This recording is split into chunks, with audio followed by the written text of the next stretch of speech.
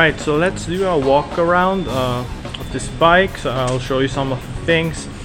So as you can see, it comes with dual disc brake in the front and single in the rear. It comes with ABS both front and rear, so those are very good safety features, especially for a retro-inspired motorcycle. Here you can see the dash. Looks like brushed aluminum. I like the look. It goes well with the rest of the design of the bike. I just wish that they didn't put this digital. It kind of takes a bit away from the classic look, but it's not a big deal. Small details really. Comes with bar end mirrors and a clip-on handlebar. So this is for the BR 400i. Another thing that I think really looks great on this bike is the exhaust. It sounds good, but it also looks great. And engine is air cooled. Does it get hot between the legs? I would say somewhat, but not really anything that brings major concern. So there's thermal wrap on this motorcycle. It's basically to try to lessen the heat felt from the engine while riding.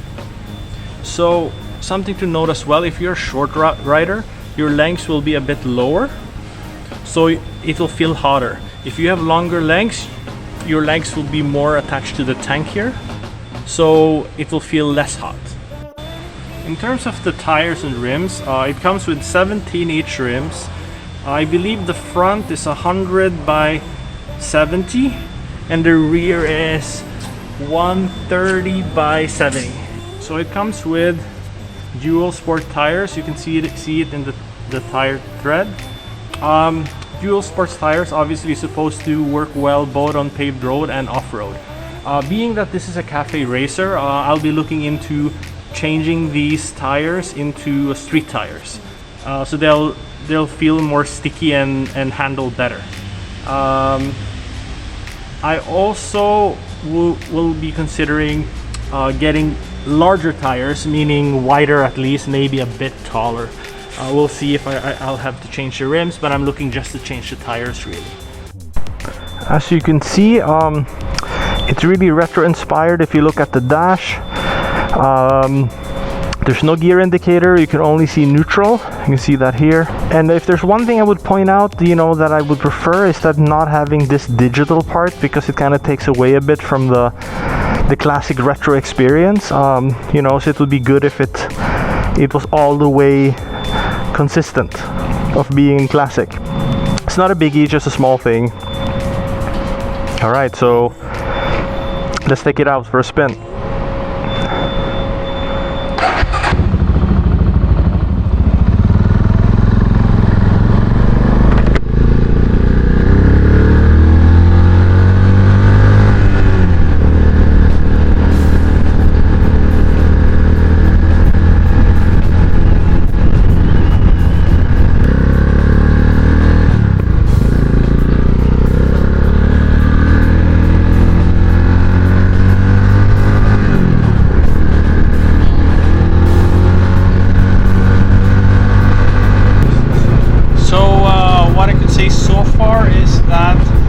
The bike has good low and mid-range power. So far in the first, second and third gear, I'm pretty impressed actually.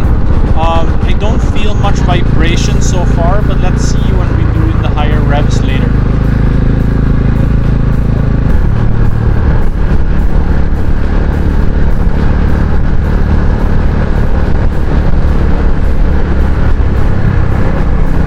The bike feels pretty good. It handles quite well.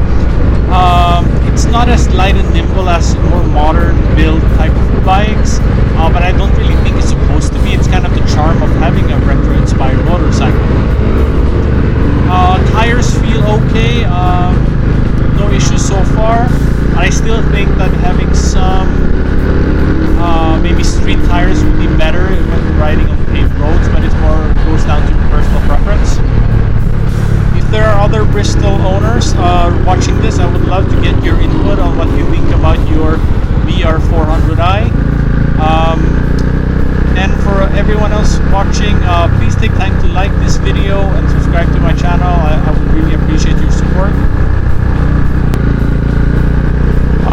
something that might surprise you when it comes to this motorcycle is that it's actually very easy to cut through traffic. So in terms of the weight, it's a bit heavy, so it's not ideal in that sense, but due to the clip-on handlebars and the bar end mirrors, it's so low that it will go under car side mirrors, so it's very easy to cut through still traffic. It's extremely narrow, so in that sense it's really good.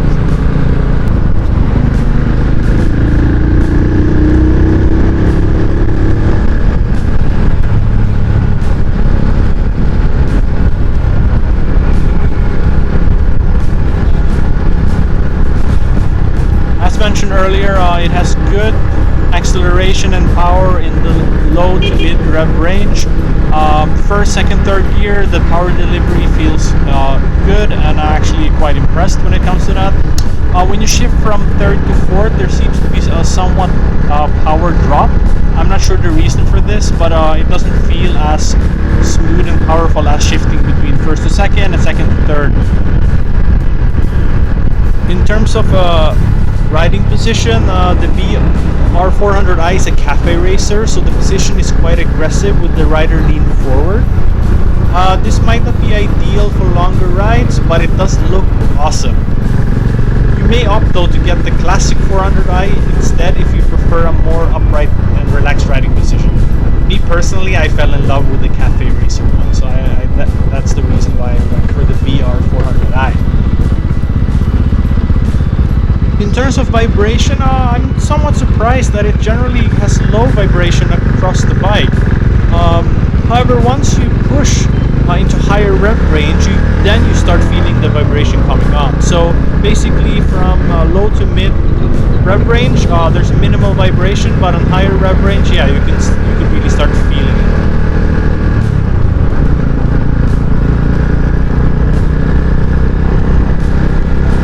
Overall, I think that Bristol really has winners in the BR and Classic 400i.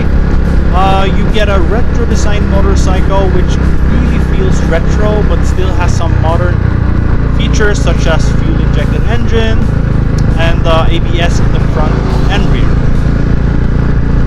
I really enjoy this motorcycle, and for those looking for a retro classic motorcycle which also has expressway legality, you really would have a hard time finding a better value proposition than the Bristol BR and Classic 400i. So for those that are looking for more a modern type of motorcycle, Bristol does have other options. I believe they're releasing a Scrambler 500cc motorcycle on the market. They also have a touring adventure bike already released, as well as other smaller displacement bikes. Me personally, I love the look and feel of riding the Bristol BR 400i. I always wanted a CafeRacer and now I have one, so I'm loving it so far. So guys, what do you think? I would love to hear your comments in the comment section. Would you consider getting the BR 400i? Please don't forget to like this video and subscribe to my channel. Thank you for watching.